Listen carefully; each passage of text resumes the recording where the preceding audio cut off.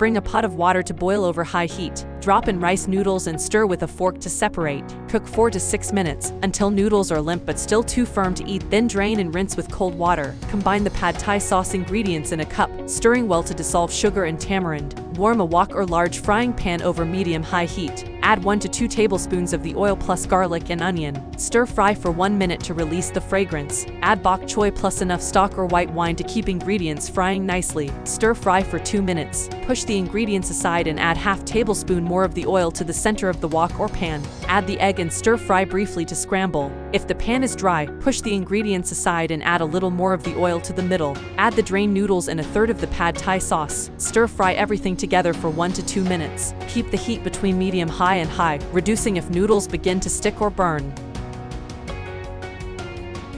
Switch off the heat and add bean sprouts, green onions, and 3/4 of the nuts. Next, taste test, adding more soy sauce for saltier flavor. If too salty or sweet, add a squeeze of lime juice. If too sour, add a little sugar. May you enjoy. That's all folks for now. If you have any ideas of what you would like to see next, feel free to comment. Don't forget to like, comment, and subscribe.